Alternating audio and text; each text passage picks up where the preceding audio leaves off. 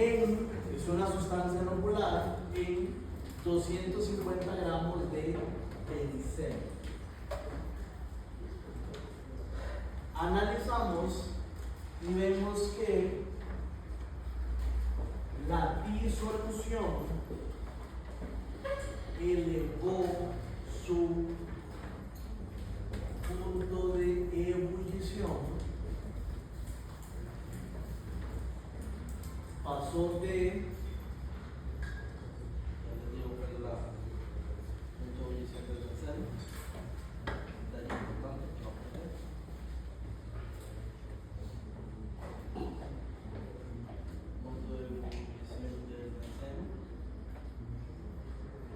de 80.1 grados Celsius a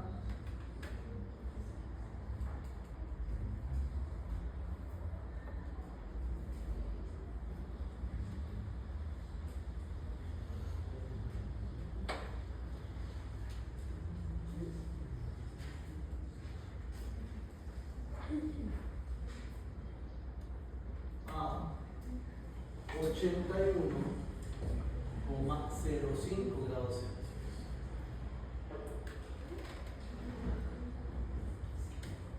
Sabiendo que la constante ebullioscópica del benceno es de 2,53 grados Celsius por kilogramo sobre mol, la pregunta es: ¿cuál es la masa molar del combustible? Es algo que se hacía de forma real en el laboratorio, nada más que antes. Ahora hay equipos y uno mete la muestra y dice cuál es la masa molar, nada más que son equipos caros. Esto es muy barato de hacer. Un poquito de benceno, la sustancia, a ver un poquito de ebullición y ya puedo sacar la masa molar del combustible. Entonces, tarea, háganlo, ya lo pueden ver, se los prometo. Y es una sustancia con un factor de por aquí. Ahora, tres cositas que nos quedan.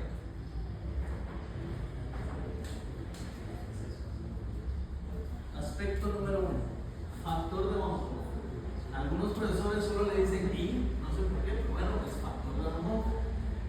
Y eso tiene que ver con la cantidad de partículas que hay. Eso ustedes lo estudiaron en química 1. Por ejemplo, algo muy fácil. Yo tengo ni siquiera gramos, de una vez en moles. Tengo un mol de cloruro de sodio en 1 litro de disolución. Ni siquiera voy a hacer esto en el porque es demasiado fácil. ¿Cuál es la concentración molar de sustancia? Vamos, compañeros. Un mol. Claro eso. Eso significa que yo, si tengo 1 litro,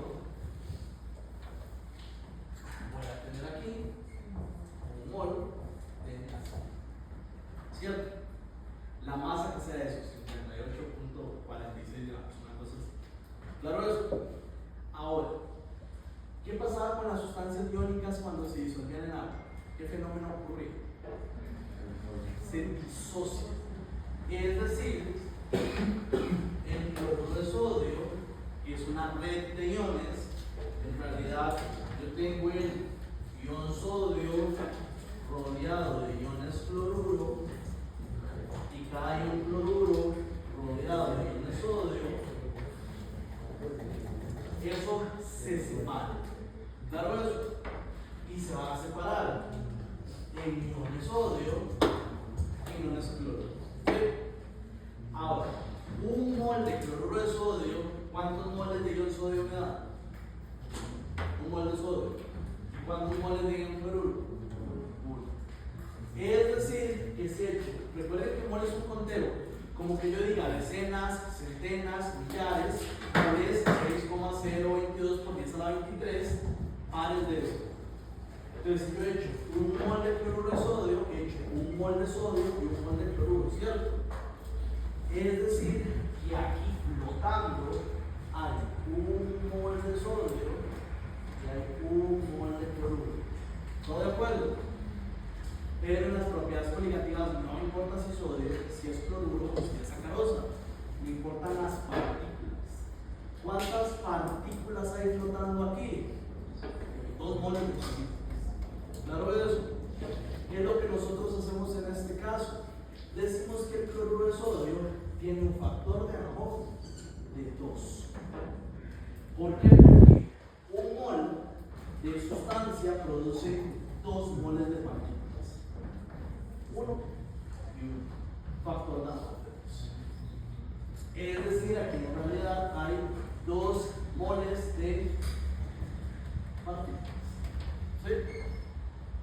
Ahora, ¿qué pasa si yo tengo no un mol de cloruro de sodio, un mol de sulfuro de sodio? Un mol de sulfuro de sodio implica que estoy echando un mol de sulfuro de sodio en 1 litro. ¿Cuántos moles de sodio tengo? 2. ¿Y cuántos de sulfuro? 1. ¿Cómo hacen para ver eso? Los índices, 2 de sodio, 1 de azúcar. Igual la reacción sería que, antes de química 1, el sulfuro de sodio se disocia en 2 iones sodio y en 1 ion sulfuro. Aquí hay un 2, aquí hay un 1, tiene un factor de Aharonov de 3. Es decir, aquí hay 3 moles de partículas. ¿Se entiende eso? Ok. Todas las fórmulas van a involucrar multiplicar eso. ¿Por qué? Si bien no importa el tipo de soluto, no es lo mismo que eche un mol de azúcar, que es una molécula que flotamos de 1, que decir que eche un mol de sal. Porque al echar un mol de sal, en realidad tengo 2 moles de partículas, tengo el doble. ¿Claro eso? Ahora, si yo digo que eché un mol de cloruro de sodio y un mol de fluoruro de potasio, los dos tienen el mismo factor de Aharonov, va a cambiar exactamente igual eso. ¿Claro? Dime.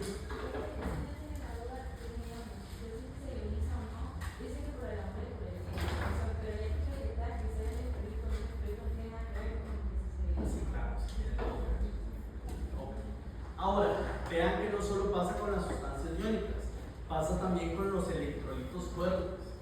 Recuerden que, qué sé yo, el HCl, si yo digo que tengo 1 mol por litro de HCl, voy a tener 1 mol de ion hidronio y además 1 mol de ion cloruro. Claro, eso sí es muy importante. Yo, que también para concentración, pregunta esto de no de química 1, de que mañana se los pregunto. Si yo tengo 1 mol por litro de cloruro de sodio, ¿cuál es la concentración de ion sodio? Se los acabo de preguntar en moles. Lo mismo, se multiplica por 2 la concentración. Por este 2 me da lo mismo la concentración sobre eso. ¿Entienden? Veo caras de duda, me preocupa, es de química 1 y mañana tienen toda la noche para estudiar. Pero sí, vean que eso es importante. ¿Dudas, preguntas? Entonces, ¿cuánto es? Es última. Era 2 moles por litro. ¿Claro? ¿Dudas? Lo penúltimo, presión osmótica. La presión osmótica es muy fácil, tienen que calcularla, esa sí es con molaridad, pero me interesa más de forma cualitativa. De forma cuantitativa, lean, ahí está la formulita, es introducirlo. Quiero que entiendan qué es, porque de hecho yo cuando yo en química 1 hace mucho yo y aplico la fórmula, sé que no entiendo qué carajos es la presión osmótica. La presión osmótica ocurre en tus soluciones y es básica. Vamos con la ósmosis. Para hablar de presión osmótica tengo que saber qué es ósmosis. La ósmosis es el paso del disolvente a través de una membrana semipermeable. Una membrana semipermeable es una membrana que permite paso de disolvente, no paso de solvente. productos del día a día que uno puede ver como membranas semipermeables, productos de papel celofán, membranas semipermeables, productos de látex, membranas semipermeables, y básicamente permite el paso del disolvente, no el resolvente. Entonces, yo tengo un recipiente con agua y le pongo una membrana semipermeable. Agua pasa como si nada. Eso es lo que llamamos equilibrio dinámico. No es que el agua está estática, moléculas van más allá, van para allá, pero el flujo neto es cero, por decirlo así. ¿Claro eso? Ahora, en este caso, yo agrego sal de este lado. Cloruro de sodio. Cierta concentración, ahorita lo vemos de forma cualitativa nada más. ¿Qué es lo que va a ocurrir? Vamos a decir de forma muy cualitativa, obviamente el agua es algo inerte, no le interesa, no piensa, no nada, pero veámoslo como que el disolvente le gusta diluir cosas. El disolvente, la agüita, va a ir donde esté concentrado. Entonces aquí no hay nada, aquí está concentrado. Va a haber un flujo neto hacia donde está concentrado. ¿Claro eso? Entonces va a empezar a pasar el agua. La sal, como es el soluto, no va a pasar. Entonces, ¿qué es lo que va a ocurrir? En el recipiente hay una membrana y obviamente aquí se va a llenar y aquí se va a vaciar. ¿Claro eso? ¿Hasta cuándo? Hasta infinito. No, porque recordemos que esto es una columna de agua. Hay una presión por el agua, la que vimos, presión de líquidos, pueden calcular en la altura, la densidad de la gravedad. ¿Claro eso? Pero aquí está pasando agua, piensen en una manguera, literalmente de este lado a este es como poner una manguera bajo el agua. La manguera empuja con cierta presión. Hay una presión que está pasando. Eso es lo que se conoce como presión osmótica. ¿Cuál es la presión osmótica? Es cuando se iguala esta presión con la presión que crece. De hecho, eventualmente ya deja de subir. ¿Por qué? Porque la presión de agua va a igualarse a la presión osmótica. ¿Claro eso? Y podemos calcular la presión osmótica. ¿Se entiende? ¿No entendió nada o de la presión, dice que la presión osmótica va de donde hay menos a donde hay más. Menos que y más que. Menos concentración. Ok, va a ir de donde hay menos concentración a donde hay más. Ok. Ahí donde la rayita azul está más baja, hay más concentración. Hay menos. Aquí había agua pura y aquí hay agua con sal. Entonces, si es esto mismo allá, significa que aquí sigue habiendo agua pura. Porque la sal no se mueve. Aquí sigue habiendo agua con sal. Entonces, el agua se mueve a donde está la sal, donde está concentrada. Está diluyendo. Sí, cuando en la concentración del soluto, donde hay menos concentración del soluto, a donde hay más concentración del soluto. Cuando decimos que está más concentrado, nos referimos a más concentrado soluto. ¿Y cuál es la presión que va hacia abajo? La presión de la columna de agua. Recordad, si vos estuvieras nadando aquí, vos sos esta columna está ejerciendo presión. La columna de agua te aplasta. Siempre. ¿Entiendes? Entonces, véalo así. Si vos estás acá, hay como una manguera del otro lado empujando. Así. Ustedes han visto una manguerita de agua, tira agua, uno lo choca con la mano, eso es una presión. Si usted eso mismo lo mete en un balde, se va sintiendo el chorrito. Eso sigue siendo una presión, es la presión del agua que pasa al otro lado. Entonces vos aquí es como que te metas a una piscina y sentís el chorro que viene de un lado. Pero además, como te hundiste, esa profundidad, esa agua que está por encima tuyo también te está estrepando. Entonces, esa presión por la columna de agua se iguala a la presión del agua que viene del lado menos concentrado. Y esa es presión osmótica. La presión osmótica es la presión del disolvente que se mueve del lado menos concentrado al otro. Es el flujo de agua que viene de un lado a otro. Y este es el disolvente. El disolvente es el que se mueve. ¿Se entiende? ¿Se entiende lo que es la ósmosis, compañeros? Esto, por ejemplo, ejemplo, se usa en la vida real para purificar proteínas. Agarran proteínas en una bolsita, esa bolsita se mete en agua, pues el agua empieza, depende de lo que quieran, pero dependiendo de la concentración, ya sea que el agua empieza a entrar o a salir y se va cambiando varias veces. También se usa ósmosis para purificar agua, se conoce como ósmosis inversa, es agarrar agua del mar y empezar a hacer esto por al revés para purificar el agua. Entonces a nivel industrial es bastante. Cosas que me interesan con esto de forma cuantitativa, buscan las formulitas, aplicarlo ahí si no hay nada del otro mundo, pero estos ejercicios cualitativos que muchas veces se las traen que no son intuitivos.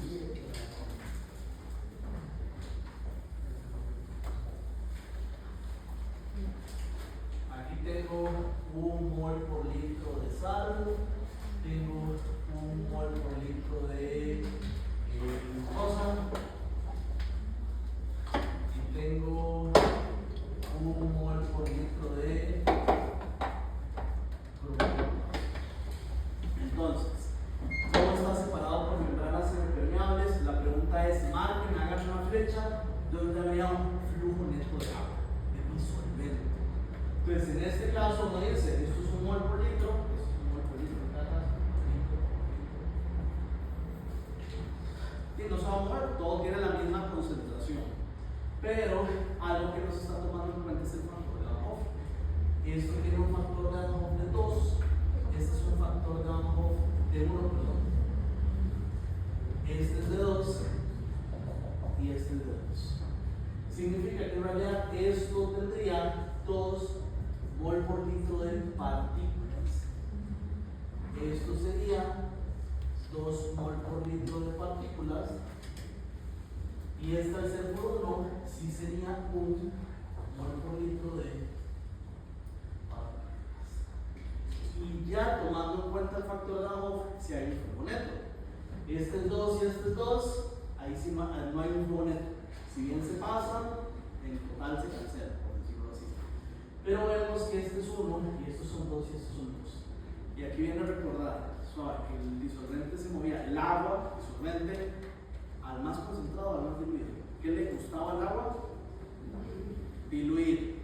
Entonces, si esto es 1 mol por litro y esto es 2, el agua pasa por acá. ¿Claro eso? ¿Se entiende? Perfecto. Como les digo, de presión osmótica, de ósmosis, sí tiene muchísimas aplicaciones a nivel industrial.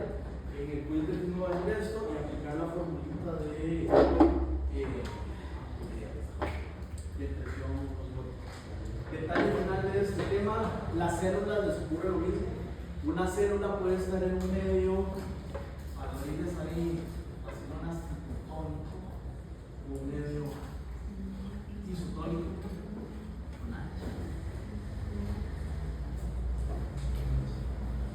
Hipotónico o isotónico. Hipotónico.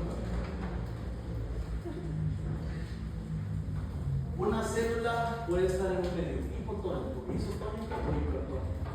¿Qué carajo significa? Que uno de esos términos que iso significa igual, hiper es más, hipo es menos. Entonces, básicamente, cuando una célula está en esto, es que está en un medio más diluido. Entonces, agarramos una célula que está llena de cosas, está muy concentrada de cosas, y la pongo en agua pura. Hipertónico, más bien es que agarro una célula que está llena de cositas, solutos, pero afuera está llena, por ejemplo, de sal, la meto en agua con sal, está muy concentrada de cosas. Y este es que la concentración de afuera y de adentro es similar. ¿Qué ocurre en un medio hipotónico? El agua se mete y la célula se infla. Si tiene pared celular, simplemente se infla. Si no tiene pared celular, se rellena. Eso tenía un nombre que se llama creación. Y en este caso, vemos que está más concentrado afuera. ¿Qué es lo que pasa? Bueno, aquí. Esta se infla, puede explotar. Aquí más bien el agua sale y la célula como que se seca. Que eso también tiene un nombre que no me acuerdo. Esto puede ser plasmólisis y esta creación. En fin, solo que se infla y se coge. Eso es lo que me interesa. Y en un medio isotónico no pasa absolutamente nada porque empieza la agua.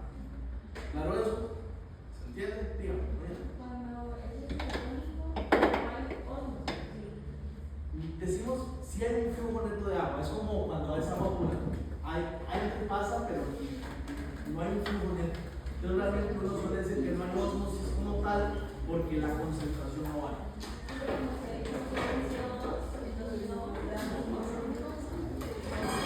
¿Dudas, compañeros? Compañero, silencio. El compañero está preguntando algo. Si se pueden ir adelante, silencio. Dígame. Porque el I es 1, el agua se va, el I es 2. Ok, porque esto está más concentrado, tiene más solute. Y el agua le gusta irse a lo que está más concentrado para mí. ¿Ok? Pensemos que esto pasa con algo muy sencillo. ¿Cómo se mata una babosa? Echándole sal. ¿Qué ocurre?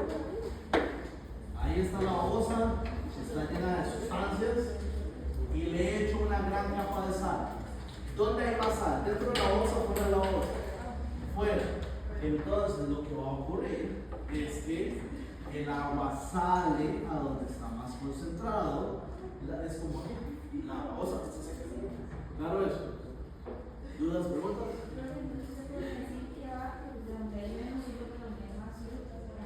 Sí, es lo mismo decir, está más de lo más concentrado, es justo de eso. Gracias por venir, compañeros.